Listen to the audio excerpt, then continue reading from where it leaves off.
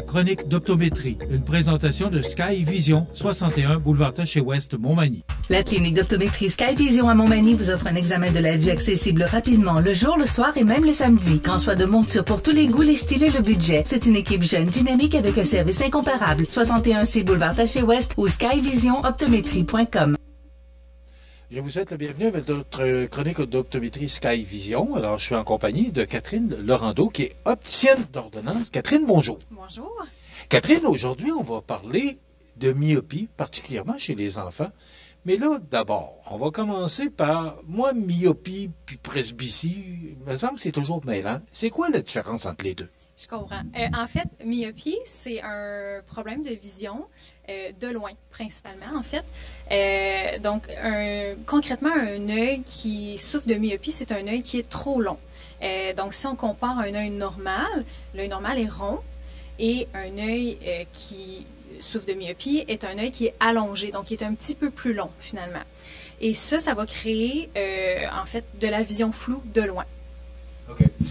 Qu'est-ce que, vous le dites, là, une vision floue de loin, mais qu'est-ce qui cause ou qui crée la myopie?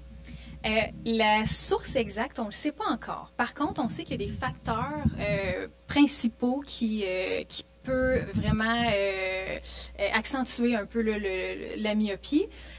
D'ailleurs, justement, aujourd'hui, on va parler aussi d'un plan de traitement chez les jeunes en particulier. Pourquoi? C'est que depuis les dernières années, on a beaucoup l'apparition des appareils numériques, les tablettes, les iPods, à un jeune âge. Donc, ça va...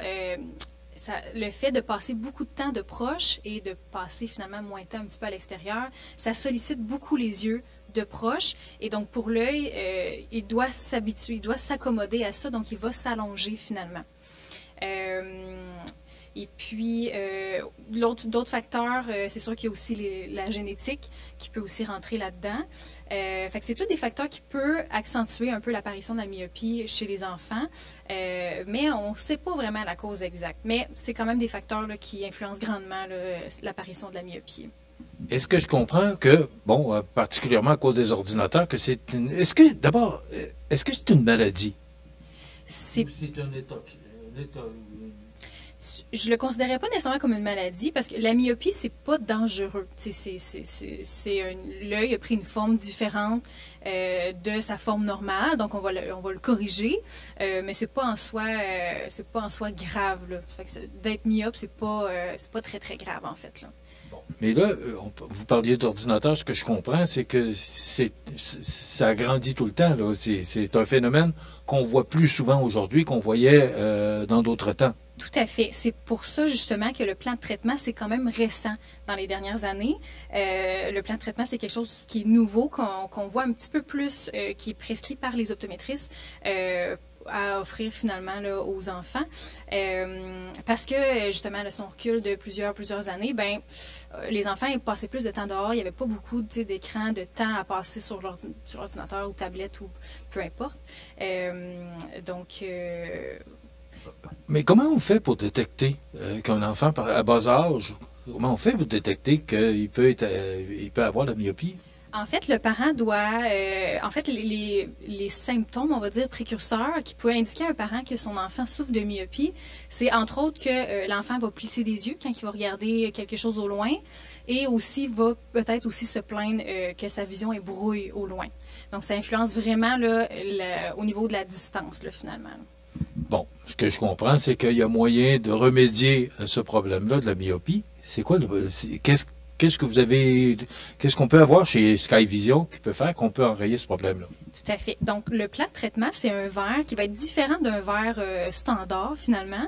Et pour bien comprendre la technologie de ce verre-là, il faut comprendre aussi un petit peu l'aspect un petit peu plus technique de la chose.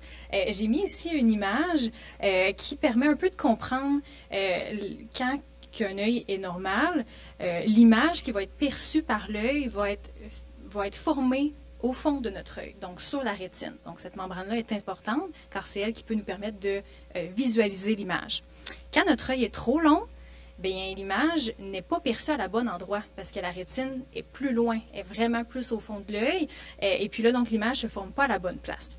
Donc, maintenant qu'on comprend ça, Le verre, en fait, ce qu'il va faire, il veut forcer un petit peu à envoyer une espèce de signal à l'œil pour dire on arrête de s'éloigner puis on s'approche un petit peu plus. Je vais vous expliquer un peu plus, là. En fait, le verre, je l'ai ici.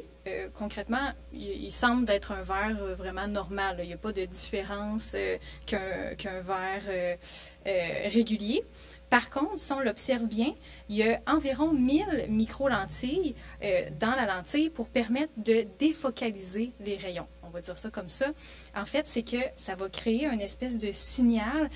Toute l'image qui va passer au travers des lentilles vont se placer à un endroit ciblé et puis va créer une image qui est devant la rétine. Donc là, c'est très technique, mais ce qui est important de se souvenir, c'est juste que cette lentille-là va permettre de forcer l'œil à arrêter de s'allonger et de vraiment là, garder sa forme originelle. Donc, le but, c'est de freiner la myopie, finalement. Est-ce que ça ressemble un petit peu, dans le temps, on disait les foyers, là, pour les personnes âgées, là, est-ce que c'est un peu le même principe? C'est pas tout à fait la même chose. En fait, ça...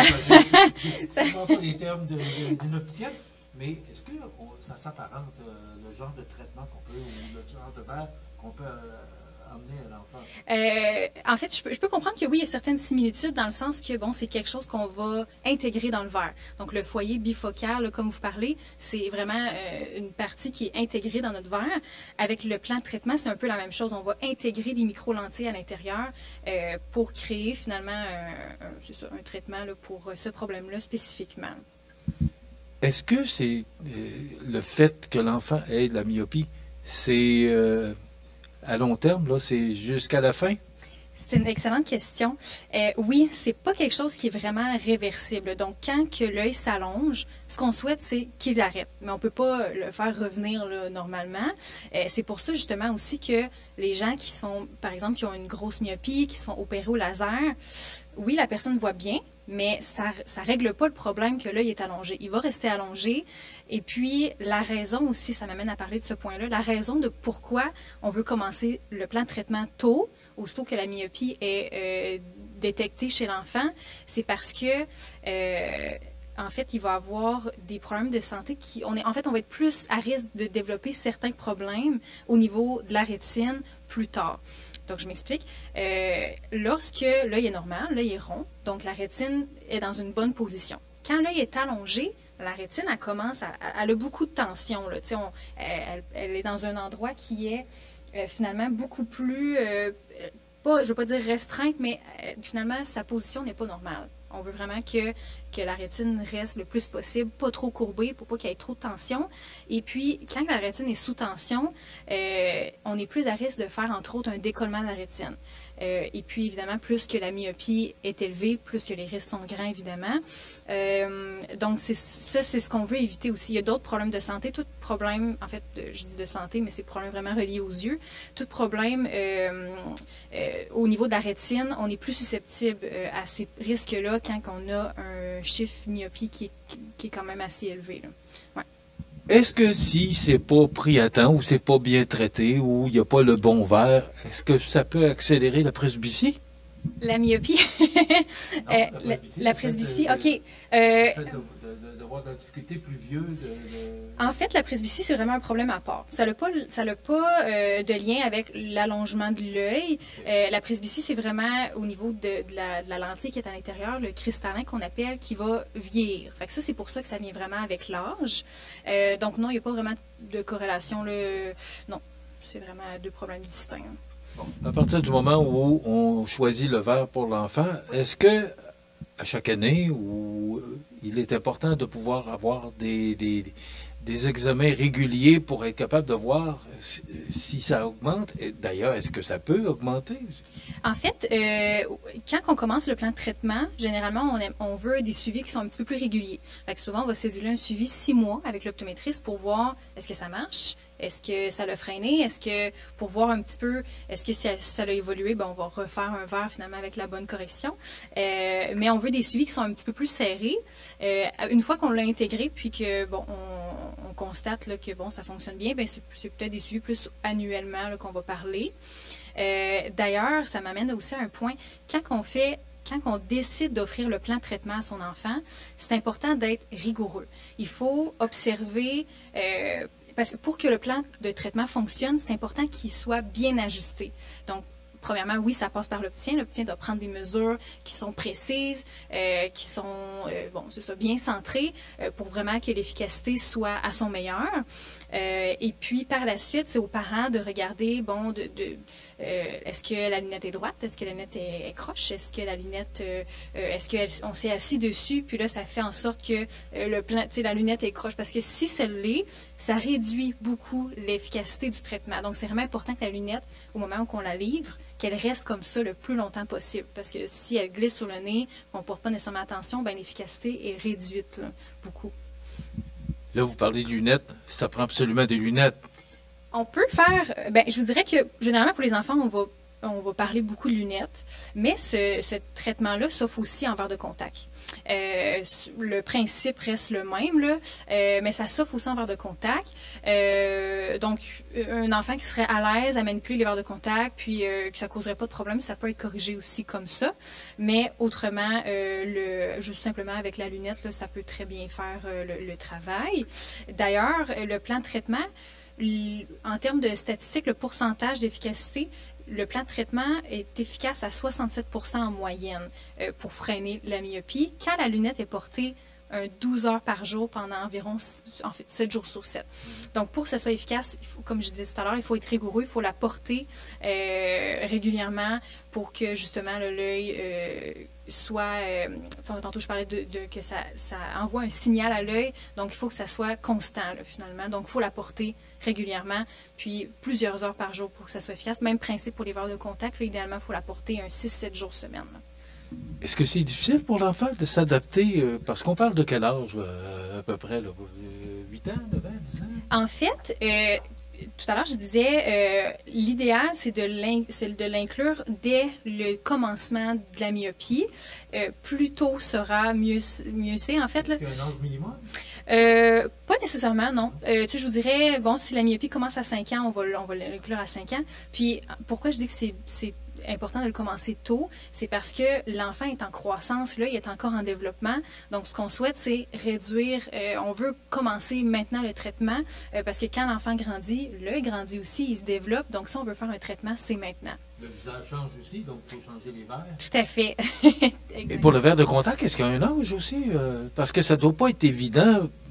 Quand on est adulte, on a déjà de la difficulté à mettre nos verres de contact. Alors, j'imagine que pour un enfant, ça doit être encore plus difficile. Exactement. En fait, c'est sûr que pour les verres de contact, 5 ans, c'est quand même jeune. Il n'y a pas nécessairement d'âge requis pour porter des verres de contact, mais c'est sûr que on souhaite... je vous dirais que ça y va cas par cas. Si on voit que l'enfant a une bonne manipulation de la lentille, puis que, est à l'aise avec ses yeux, tout ça, ça peut bien fonctionner quand même à un jeune âge.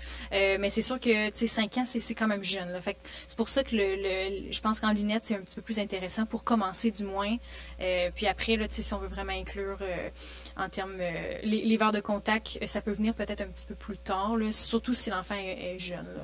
Ouais. Est-ce que c'est fréquent de la myopie chez l'enfant? C'est de plus en plus fréquent, comme je disais tantôt, à cause des... C'est sûr que, les appareils numériques, c'est pas mauvais, c'est juste qu'il faut doser, faire attention à ce que on passe pas trop de temps. C'est important de passer du temps aussi dehors, puis de pas trop passer du temps proche, parce que c'est en lisant proche et en étant proche que, justement, l'œil doit s'accommoder pour être bien à cette distance-là. Donc, c'est pour ça que ça influence, là, finalement, l'allongement de l'œil, la longueur de l'œil, là. Donc, aussitôt qu'on voit des signes avant-coureurs, c'est de consulter parce que c'est tellement important. C'est l'enfant, alors c'est garant de l'avenir. Hein. Tout à fait. Puis, c'est un cadeau aussi à offrir à son enfant. Oui, c'est certain qu'un plan de traitement, c'est plus cher qu'un verre régulier. Par contre, c'est un cadeau à lui offrir pour son avenir. Parce que, comme je disais tout à l'heure, être myope, c'est pas grave, c'est pas dangereux. Par contre, après, on est plus à risque de développer des colmans à la rétine. Tous les problèmes reliés à la rétine, on est plus à risque là, de développer ça. Donc, c'est un cadeau à offrir finalement à son enfant.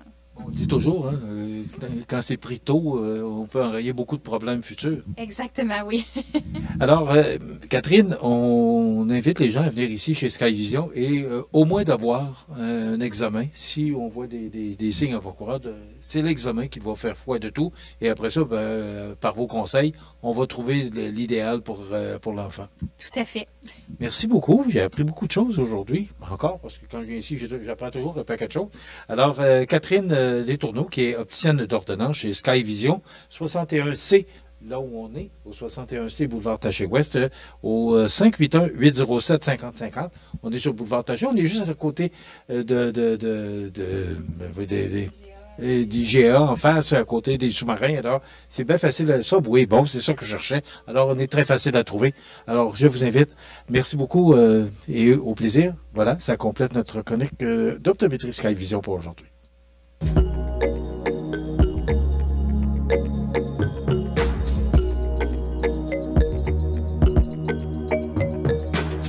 La chronique d'optométrie, une présentation de Skyvision, 61 boulevard Taché-Ouest, Montmagny.